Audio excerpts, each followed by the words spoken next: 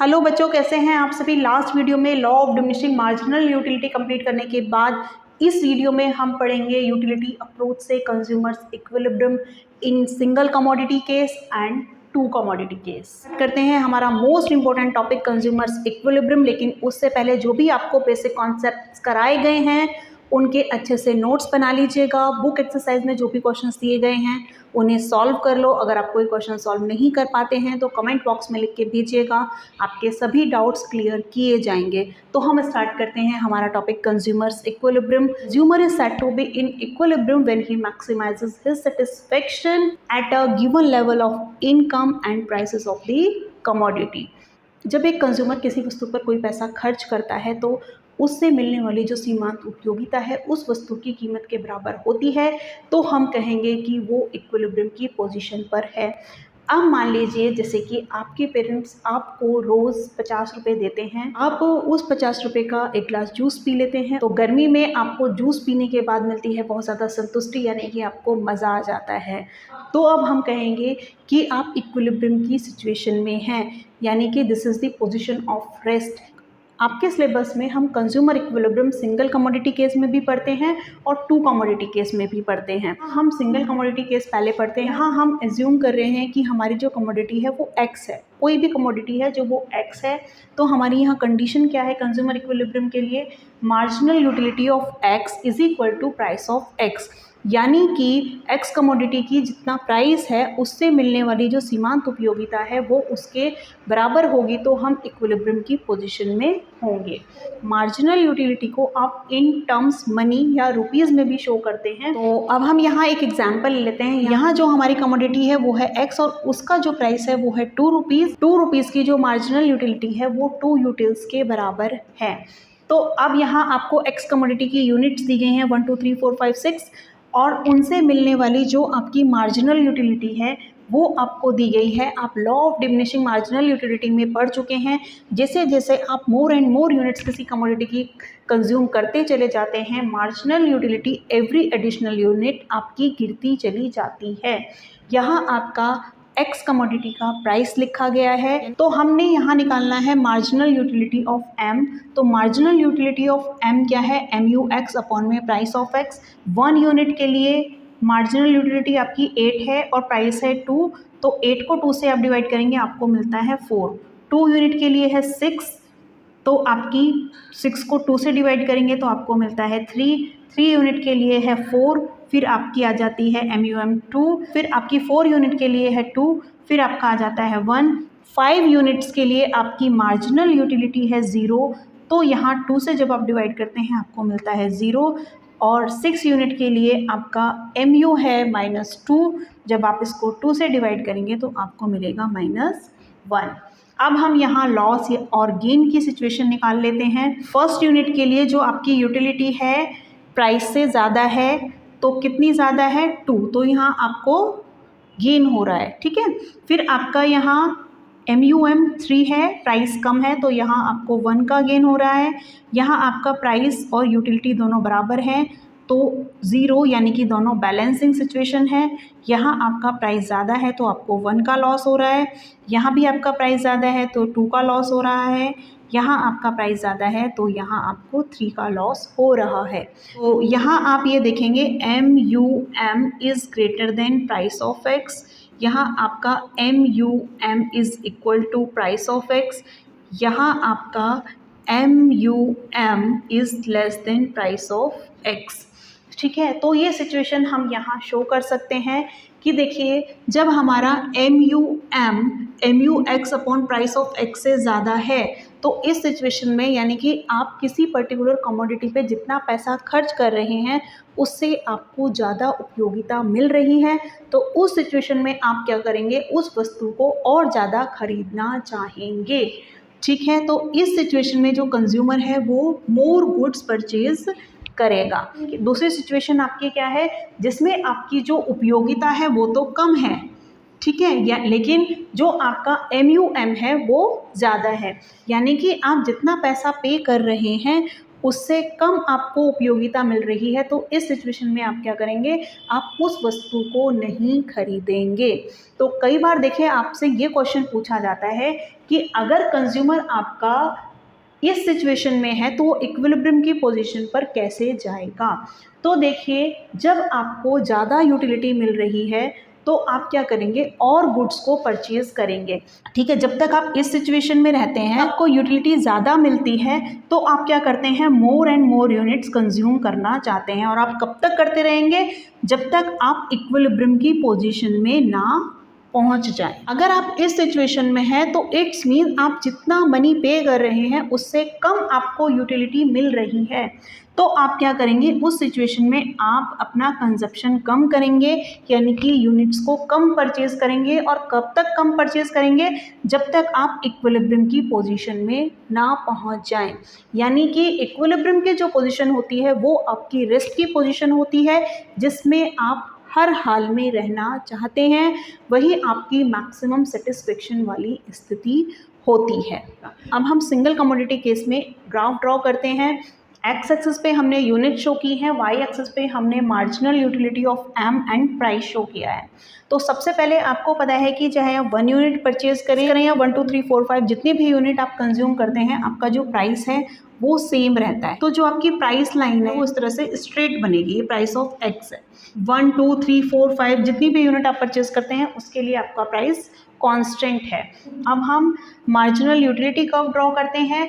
1 unit पे आपका MUM है 4, 2 पे है आपका 3, 3 पे है आपका 2, 4 पे है आपका 1, 5 पे है आपका 0 और 6 पे -1। तो इस तरह से है, हम ये सारे पॉइंट ज्वाइन करके हमारा मार्जिनल यूटिलिटी कर्व ड्रॉ कर सकते हैं। ये है हमारा मार्जिनल यूटिलिटी कर्व, है आपकी इक्विलिब्रियम की पोजीशन। इसको आप E से शो कर सकते हैं। अगर आप इक्विलिब्रियम से पहले वाली सिचुएशन देखते हैं तो यहाँ आप क्या देखते हैं, इस सिचुएशन में आपका MUM is greater than price of X. ठीक है, और यहाँ नीचे इस वाले सिचुएशन में आपका क्या है, MUM is less than price of X. जिस सिचुएशन में आपका price of X is equal to MUM है, ये आपका इक्विलिब्रियम का पोजीशन है। इस सिचुएशन में जब आपका यूटिलिटी ज़्यादा है, प्राइस कम है, तो consumer more and more units consume करना चाहेगा और वापस इक्विलिब्रियम की पोजीशन पर आएगा। और इसके अपोजिट जब आपका MUM यानी कि यूटिलिटी कम है और जो मनी आप स्पेंड कर रहे हैं यानी कि प्राइस ज़्यादा है, तो इस सिचुएशन में कंज्यूमर बस इक्विलिब्रियम की पोजीशन में आने के लिए अपना जो कंजप्शन है वो कम करेगा। यानी कि जब वो 3 यूनिट्स परचेज करता है तो इक्विलिब्रियम की सिचुएशन में रहता है। इक्विलिब्रियम सिंगल कमोडिटी केस में पढ़ने के बाद अब हम स्टार्ट करेंगे कंज्यूमर्स इक्विलिब्रियम इन 2 कमोडिटी केस। अब देखिए आप पहले समझिए, अभी तक जो हमने consumer equilibrium single commodity case पढ़ा था उसमें हम बार बार एक ही कमोडिटी पे पैसा खर्च कर रहे थे। क्या प्रैक्टिकली ऐसा होता है? क्या हम हमेशा ऐसा करते हैं कि अगर हमारे पास 50 रुपये हैं तो वो पूरे 50 रुपये किसी ऐसी वस्तु पर खर्च किए जाएं जिसकी कीमत 50 रुपये है, या हमारे पास 100 रुपये हैं तो हम वो 100 रुपये किसी ऐसी ही वस्तु पर खर्च करें जिसका प्राइस 100 रुपये है? क्या हमेशा ऐसा ही होता है?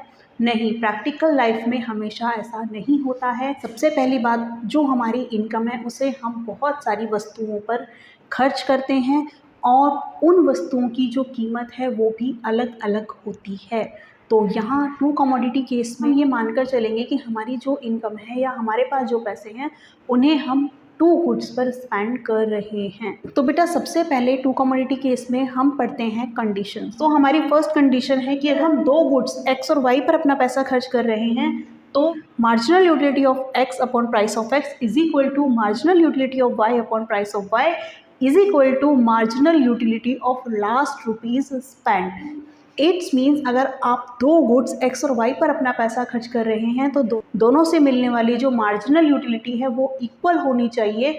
और वो किसके बराबर होनी चाहिए? अब आप मान लीजिए 100 रुपये में आप 2 गुड्स की कुछ यूनिट्स खरीदते हैं, तो 100 रुपये में से पहले 5 या 10 रुपये जो आप खर्च करेंगे और लास्ट में जब आपके पास 5 या 10 रुपये बच जाएंगे तो उन्हें भी आप बहुत सोच समझ के खर्च करते हैं। हम ये मानकर चलते हैं क्योंकि आप एक रेशनल कंज्यूमर हैं, आप एक समझदार उपभोक्ता हैं जो कि एक एक रुपया बहुत ही समझदारी के साथ खर्च करता है। तो हमारी फर्स्ट कंडीशन क्या है कि दोनों गुड्स से मिलने वाली जो हमारी यूटिलिटी है वो इक्वल होनी चाहिए।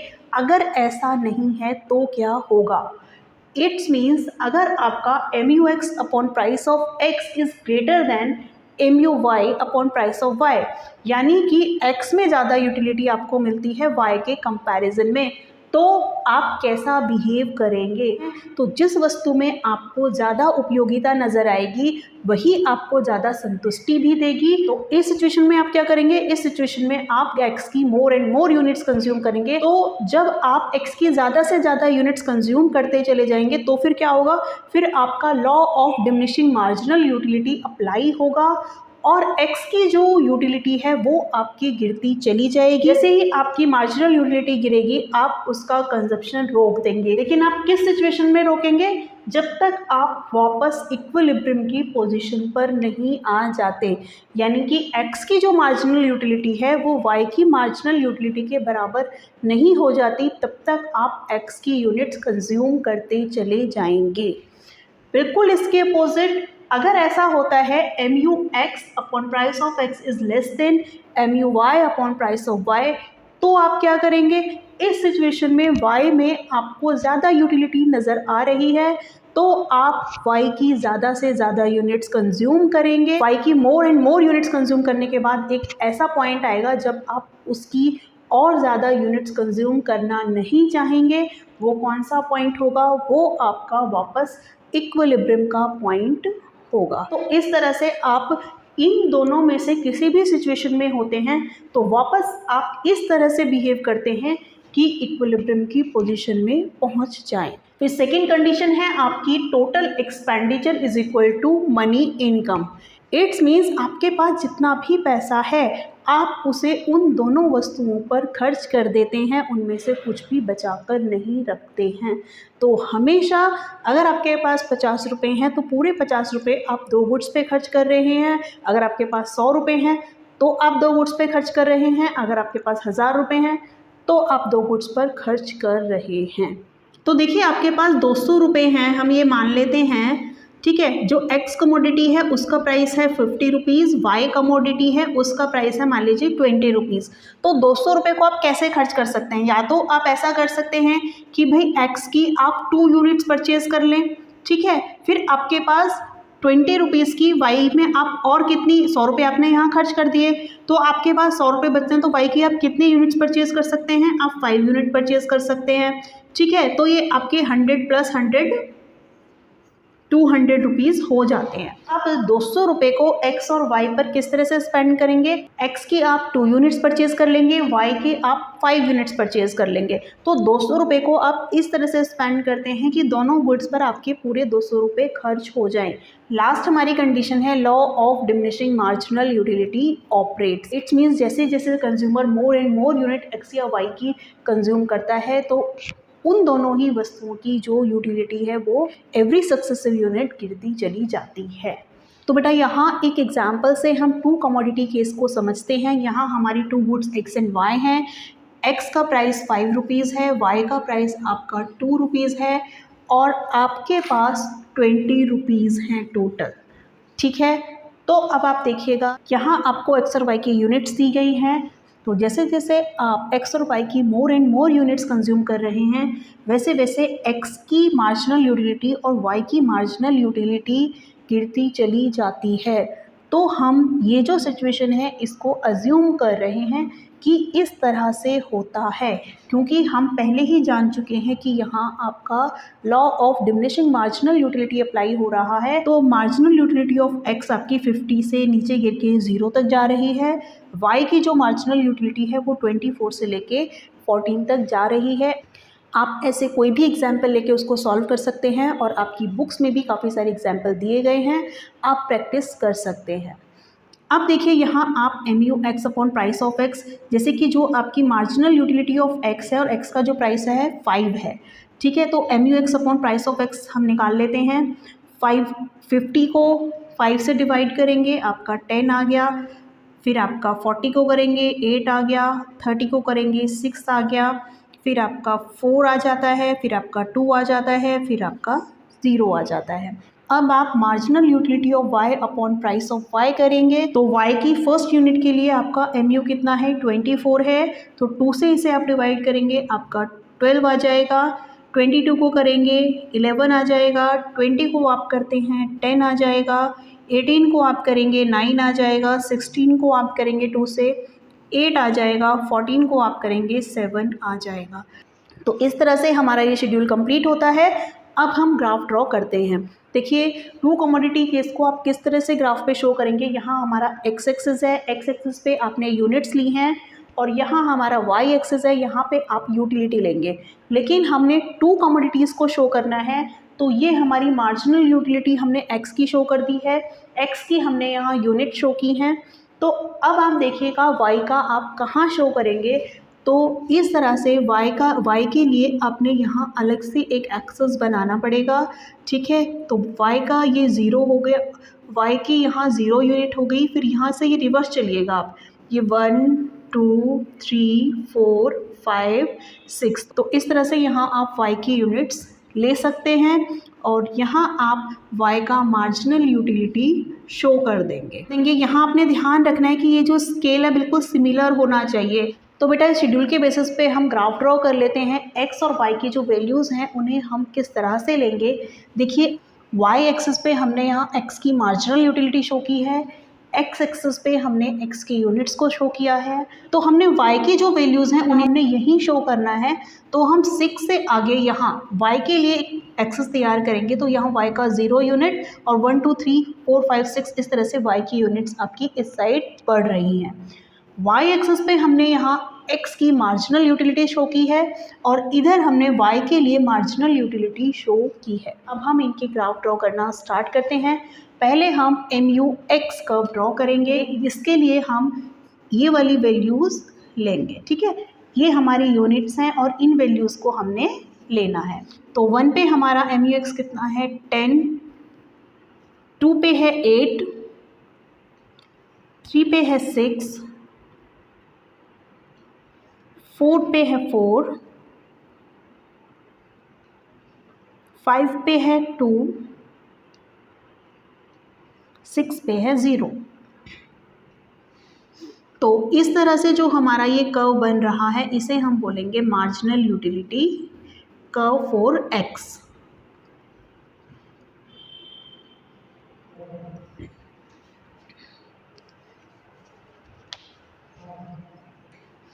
अब हम MUY का कर्व ड्रॉ करेंगे। 1 यूनिट पे y है 12, 2 पर है 11, यहाँ 12 से थोड़ा नीचे, 3 पर है आपका 10,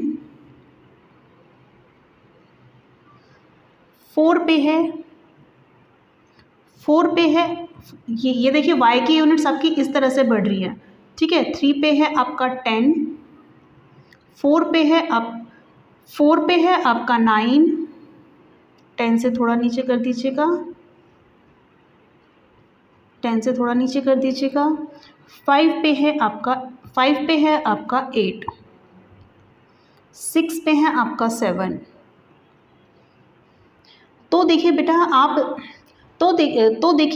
आप देखेंगे कि आपका तो इस तरह से आप MUY कर्व ड्रॉ कर लेंगे। तो ये आपका है MUY। जहाँ ये दोनों कर्व इंटरसेक्ट कर रहे हैं वो है आपका इक्विलिब्रियम का पॉइंट। अगर आप x की 2 यूनिट और y की 5 यूनिट्स परचेज करते हैं तो आप इक्विलिब्रियम की पोजीशन में लाई करते हैं। इससे पहले जो आपका MUX है ये ऊपर है, तो ये सिचुएशन क्या है, MUX is greater than MUY। तो इस सिचुएशन में आप x की more and more units purchase करेंगे और वापस इक्विलिब्रियम की पोजीशन पर आएंगे। इक्विलिब्रियम के बाद देखिए आपकी क्या सिचुएशन है, MUX is less then MUY। तो इस सिचुएशन में y कमोडिटी में ज़्यादा यूटिलिटी है तो आप y की more and more units consume करेंगे और कब तक करते जाएंगे, जब तक आप वापस इक्विलिब्रियम की पोजीशन में नहीं आ जाते। तो यही आपकी रेस्ट की पोजीशन है, यही आपका इक्विलिब्रियम का पॉइंट है। तो यहाँ हमारा ये टॉपिक कंप्लीट होता है। इसके बाद हम इम्पोर्टेंट क्वेश्चंस डिस्कस करेंगे। टू कमोडिटी केस में अब हम डिस्कस करते हैं एक एग्जाम्पल की हेल्प से बिल्कुल डिफरेंट सिचुएशन। यहाँ हमारी टू कमोडिटीज़ हैं एक्स एंड वाई और दोनों की प्राइसेस बिल्कुल सेम है 20 रुपीज़। हमारे पास जो टोटल रुपीज़ हैं वो हैं 100 रुपीज़ को एक्स और वाई दोनों ही गुड्स पे हमें यहाँ इस तरह से खर्च करना है जिससे कि हमें मैक्सिमम सेटिस्फेक्शन मिल सके। तो यहाँ हमें हमारी यूनिट्स दी गई हैं, यहाँ x से मिलने वाली मार्जिनल यूटिलिटी है, ये हमारी y से मिलने वाली मार्जिनल यूटिलिटी है। जैसे जैसे हम x और y की यूनिट्स कंज्यूम करते चले जाते हैं वैसे वैसे x और y से मिलने वाली जो हमारी मार्जिनल यूटिलिटी है वो कॉन्टिन्यूसली गिरती चली जा रही है। मेरे पास 100 रुपये हैं और उसमें से जो पहले 20 रुपये हैं मैं उस प्रोडक्ट पे खर्च करूंगी जिसमें कि मुझे ज़्यादा यूटिलिटी मिलेगी। अगर मैं अपने पहले 100 रुपये में से 20 रुपये एक्स कमोडिटी पे खर्च करती हूँ तो एक्स से मुझे 12 यूटिल्स के बराबर यूटिलिटी मिलती है। अगर मैं वो 20 रुपये वाई पे खर्च करती हूँ तो मुझे 10 यूटिल्स के बराबर यूटिलिटी मिलती है। तो मेरे लिए क्या सही रहेगा, मेरे लिए x में ज़्यादा यूटिलिटी है तो 100 में से जो पहले 20 रुपये हैं वो मैं x पर खर्च करूँगी। फिर 100 में से जो दूसरे 20 रुपये हैं अगर मैं x पे खर्च करती हूँ तो मेरी मार्जिनल यूटिलिटी y के कंपैरिजन में कम हो जाती है, तो मैं सेकेंड जो 20 रुपये हैं वो y पर खर्च करूँगी। फिर उसके बाद जो नेक्स्ट मुझे कहाँ यूटिलिटी ज़्यादा मिल रही है उसके बाद में नेक्स्ट जो मेरे 20 रुपीज़ हैं वो मैं x पर खर्च करूँगी। फिर उससे जो नेक्स्ट रुपीज़ हैं, देखिए अभी मुझे x में 6 यूटिल्स के बराबर मिल रही है और y में भी 6 मिल रही है, तो मैं यहाँ x और y दोनों में से कोई भी परचेज़ कर सकती हूँ। मान लीजिए मैं अपना फोर्थ जो 20 रुपीज़ है वो x पर खर्च करती हूँ और जो मेरा लास्ट 20 रुपीज़ मेरे पास बचा वो मैं y पर खर्च करती हूँ। इस तरह से 20-20 प्राइस वाली x और y की मैंने कुछ कमोडिटीज़ परचेज कर ली हैं। इनसे मिलने वाली जो मेरी सेटिस्फेक्शन है उसके सीक्वेंस में मैंने इन पर पैसा खर्च किया है। तो अब हम क्या करेंगे, हमने टोटल जो 100 रुपीज़ खर्च किए उनसे हमें कितनी यूटिलिटी मिली। तो अब आप देखिए 100 रुपीज़ में हमने 5 यूनिट्स x और y की परचेज़ कर ली हैं। अब इनसे मिलने वाली हम निकालते हैं टोटल यूटिलिटी। टोटल यूटिलिटी देखिए आपको पता है कि MU1 MU2 यानी कि इनसे मिलने वाली जो भी मार्जिनल यूटिलिटी है उसे हम ऐड कर देते हैं। तो हमारी मार्जिनल यूटिलिटी फर्स्ट यूनिट के लिए थी 12, फिर आपकी है 10, फिर 8, फिर 6, फिर 6। तो इनका आप टोटल कर लीजिएगा, ये हो गया आपका 22, 30 और ये आपका आ गया 42। अगर आप अपना सारा अमाउंट x कमोडिटी पे खर्च करते हैं तो आपको टोटल यूटिलिटी मिलती है 32 के बराबर। अगर आप अपना सारा अमाउंट y कमोडिटी पे खर्च करते हैं तो आपको टोटल यूटिलिटी मिलती है 23 के बराबर। ये हमारी मैक्सिमम सेटिस्फेक्शन वाली सिचुएशन है, यही हमारी इक्विलिब्रियम की सिचुएशन है। बाकी सारी जो कंडीशंस हैं सब कुछ ऐसे ही अप्लाई होगा।